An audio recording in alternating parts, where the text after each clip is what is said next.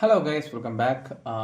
இந்த வீடியோ என்ன பார்க்க போகிறோம் அப்படின்னா, நிஃப்டி அண்ட் பேங்க் நிஃப்டியோட வீக்லி ஃபோர்காஸ்ட் அண்ட் வந்துட்டு ரிலையன்ஸ் அண்ட் HDFC பேங்கோட ஸ்டேட்டஸ் என்ன அப்படிங்கிறது ஓவரால் பார்த்துலாம். ஸோ ஆக்சுவலாக நான் ரெகுலர் வீடியோ போகிறேன்னு சொல்லலாம், பட் வீக்லி ஒன்ஸ் தான் வீடியோ வந்துட்டு இருக்கு. பட் இதே நான் ரெகுலராக பண்ணுறது கொஞ்சம் கஷ்டமாக தான் இருக்குது இப்போது. பட் பரவாயில்ல, நான் இன்னும் டெஃபினட்டாக ஷியோராக இன்னும் ஒரு 10 நாள் இல்லை 2-3 நாள்லேயே நம்ம அடுத்தடுத்து இன்வெஸ்ட்மெண்ட்ஸ் வீடியோலாம் போட ட்ரை பண்ணுறேன். ஆரம்பிச்சிருவேன் கண்டிப்பாக. நான் கிட்டத்தட்ட நெருங்கிட்டேன். கன்சிஸ்டன்சி வந்துட்டுனா அவரை நான் யாரும் அடிச்சிக்க முடியாது, கண்டிப்பாக ஸ்டார்ட் பண்ணிடுவேன்.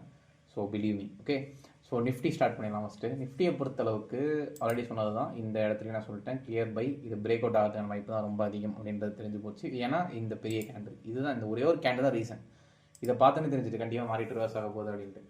ஸோ நெக்ஸ்ட்டு இப்போதைக்கு லாஸ்ட் ஃப்ரைடே பார்த்தீங்கன்னா செல்லிங் ப்ரெஷர். ஸோ இது ஒன்றும் பேனிக் ஆகிறதுல ஒன்றும் கிடையாது, எக்ஸ்பெக்ட் பண்ணது தான்.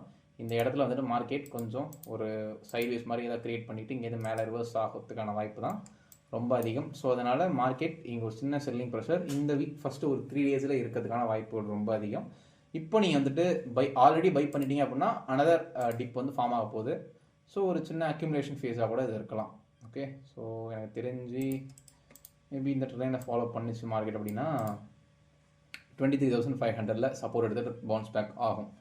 இதுதான் நான் எக்ஸ்பெக்ட் பண்ணுறது. ஆல்மோஸ்ட் நீங்கள் ரீட்ரேஸ்மெண்ட் லெவலும் பார்த்தீங்கன்னா ஒரு கிட்டத்தட்ட 38% நெருங்கி இருக்கும். ஸோ ஆல்மோஸ்ட் 23,500 அப்படி இல்லைனா 23,365 இந்த லெவலில் வந்து உங்களுக்கு சப்போர்ட் வந்துட்டு இருக்குது. ஸோ அதனால் மார்க்கெட் இந்த லெவலில் வந்துட்டு மார்க்கெட் கண்டிப்பாக ரிவர்சல் ஆகிறதுக்கான சான்சஸ் ரொம்ப அதிகம். இல்லை 23,500 மார்க்கெட் உடச்சி கீழே க்ளோஸ் வைக்குது அப்படின்னா மட்டும்தான் மார்க்கெட் அனதர் ஒரு சப்போர்ட்டை நோக்கி மார்க்கெட் வரும். அது டவுன் ட்ரெண்ட் கிடையாது, டெஃபினட்டாக டவுன் ட்ரெண்ட் கிடையாது. அனதர் சப்போர்ட் அப்படின்றது நெக்ஸ்ட் உங்களுக்கு எங்கே இருக்குது, மார்க்கெட் 22,782 இருக்குது. ஸோ 22,782 வந்துட்டு மார்க்கெட் திரும்பி பவுன்ஸ் பேக் ஆக தான் ட்ரை பண்ணும். ஓவரால் ட்ரெண்ட் பையில் இருக்குது. ஸோ அதனால் நீங்கள் வந்து இந்த சின்ன சின்ன ஃபாலோ பார்த்தெல்லாம் பயப்பட வேண்டாம். இதெல்லாம் ஒரு நல்ல ஆப்பர்ச்சுனிட்டி. இப்போ கிட்டத்தட்ட ஆல் டைம் ஹைலேருந்து இப்போ ரீசெண்ட் ஹைலேருந்து 2.5% விழுந்திருக்கு. இப்போ இங்கேருந்து இந்த 2.5% வந்துட்டு இன்னும் கண்டினியூ ஆகி ஒரு 3% விழுந்துன்னா பெனிஃபிட் தான். அங்கேருந்து ஒரு 5-6% வந்துன்னா அதுவும் பெனிஃபிட் தான். ஸோ அதனால் இறங்க இன்வெஸ்ட் பண்ண ட்ரை பண்ணுங்கள். ஸோ இதுதான் புத்திசாலித்தனம். அடுத்த டார்கெட் நிஃப்டிக்கு மேஜர் டார்கெட்டாக 24,790 இருக்கும். அதை பிரேக் ஆச்சுன்னா ப்ரீவியஸ் ஆல் டைம் ஹை வந்துட்டு நிஃப்டிக்கு டார்கெட்டாக இருக்கும். நெக்ஸ்ட்டு பேங்க் நிஃப்டியை பொறுத்தளவுக்கு பேங்க் நிஃப்டியும் கிளியராக பார்த்தீங்கன்னா நம்மளுக்கு வீக்லியில் அந்த லெவலுக்கு மேலே க்ளோஸ் வைக்க முடியாமல் வீக்லியில் செல்லிங் ப்ரெஷரோட தான் க்ளோஸ் ஆயிருக்கு. பட் இருந்தாலும் ஒரு நல்ல விஷயம் என்னென்னா ப்ரீவியஸ் ஆல் டைம் ஹைக்கு மேலேயே க்ளோஸ் ஆகிருக்கிறது ஒரு நல்ல குட் சைன். ஸோ இப்போ இந்த ரேஞ்சுக்கு மேலே சஸ்டெயின் ஆகிற வரைக்கும், அதாவது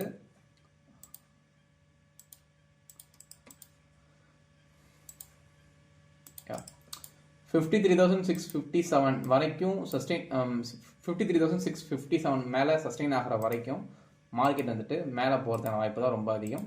ஸோ நெக்ஸ்ட் டார்கெட் நான் எக்ஸ்பெக்ட் பண்ண மாதிரி 57,000 போகிறதுக்கு மார்க்கெட் நிறைய பாசிபிலிட்டிஸ் இருக்குது. ஸோ அதனால் கீப் ஆன் மார்க்கெட் பையிங்லேயே இருங்க. ஒருவேளை மார்க்கெட் ஹியூஜ் செல்லிங் ப்ரெஷர் வந்துச்சு அப்படின்னா கூட நெக்ஸ்ட்டு சப்போர்ட் அப்படின்றது இந்த ஹெட் அண்ட் ஷோல்டர் நெக்லைனாக இருக்கிறதுக்கான வாய்ப்புகள் இருக்குது. பட் இவ்வளோ தூரம் வருமா அப்படின்றது கேள்விக்குறி. பட் ஒருவேளை வந்தது அப்படின்னா next major support 51,780. So 53,640 support எடுத்து பவுன்ஸ் பேக் ஆகணும். அப்படி ஆகலை அப்படின்னா next support will be 51,780. But overall long term trend வந்து கிளியர் பை தான். இது எல்லாம் சப்போர்ட் லெவல் தான். இந்த இடத்துக்கு வந்து மார்க்கெட் பவுன்ஸ் ஆகிறதுக்கான சான்சஸ் தான் இருக்கே தவிர இதெல்லாம் செல்லிங் சைட் டார்கெட் எடுத்துக்காதீங்க. ஸோ அதனால் முடிஞ்ச அளவுக்கு ட்ரெண்ட் பையில் இருக்கிறதுனால பையிங்லேயே போகிறது தான் better. Okay, so Reliance industries இப்போ தான் கிளியராக வந்துட்டு நம்மளுக்கு மார்க்கெட் வந்துட்டு திரும்பியும் அரசமாக வரப்போமா அப்படின்ற ஸ்டேஜில் திரும்பியும் ப்ரீவியஸ் சைட்வேஸோட டாப் வந்து நின்றுட்டுருக்கு.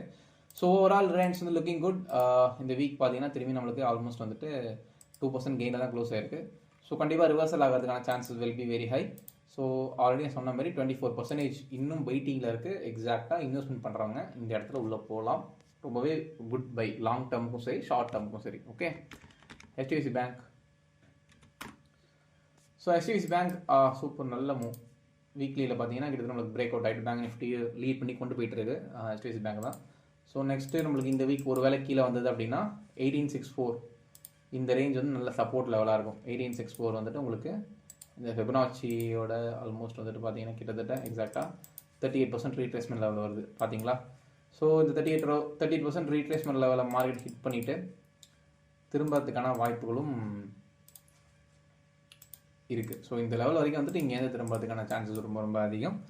ஸோ அதனால் எத்தனை பர்சன்டேஜ்னா ஒரு 3% ஃபால் கொடுத்துட்டு இங்கேருந்து திரும்புறதுக்கான வாய்ப்புகள் இருக்குது. ஸோ இது வந்து நம்ம ஸ்விங் ட்ரேடாக கூட கான்சன்ட்ரேட் பண்ணலாம். ஸோ மார்க்கெட் வந்து 1864 வந்தது அப்படின்னா நம்ம அந்த இடத்துல ஏதாவது ரிவர்சல் கிடச்சது அப்படின்னா நான் வந்து ஸ்விங் ட்ரேடாக அப்லோட் பண்ண ட்ரை பண்ணுறேன் டெலிகிராம் சேனலில். ஸோ டெலிகிராமில் இல்லாதவங்க டெலிகிராமில் ஜாயின் பண்ணிக்கணும். ஓகே, ஸோ இதுதான் இந்த வீக்கான ப்ரெடிக்ஷன். ஸோ இது மண்டே போகட்டும், நான் அடுத்த அப்டேட் என்ன அப்படிங்கிறத நான் வந்து கொடுக்குறேன். திங்கக்கிழமையோ இல்லை செவ்வாய்க்கிழமையோ நான் வந்து நெக்ஸ்ட் இன்வெஸ்ட்மெண்ட் ஸ்டாக்ஸ் வந்து நம்ம பார்க்கலாம். May 1 மந்த்லி இன்வெஸ்ட்மெண்ட்ஸ் இதெல்லாம் நம்ம ஃபோக்கஸ் பண்ண ஆரம்பிக்கலாம். பிகாஸ் நானுமே இன்வெஸ்ட்மெண்ட்ஸை இப்போ தான் ஸ்டார்ட் பண்ணலான்னு இருக்கேன். அதாவது லாங் டேர்ம் இந்த சென்ஸ் 10 years 20 years என்னோட அதாவது என்ன சொல்கிறது, லைஃப் லாங் என்ன எவ்வளோ நாள் இருக்கணும் அந்த ஒரு டைமுக்கு இந்தந்த பர்டிகுலர் ஸ்டாக்ஸில் இந்த பர்டிகுலர் செக்டாரில் நான் ஃபோக்கஸ் பண்ணலான்னு சில ஸ்டாக்ஸ் எடுக்க போகிறேன் டெக்னிக்கல் வைஸ். அதெல்லாம் வந்து நான் உங்களுக்கு ஷேர் பண்ணுறேன். நம்மளாம் சேர்ந்து இன்வெஸ்ட் பண்ணி ஒன்றா குரோ ஆகலாம். Okay, so thank you so much. So நம்ம நாளைக்கு இன்னொரு வீடியோவில் பார்க்கலாம்.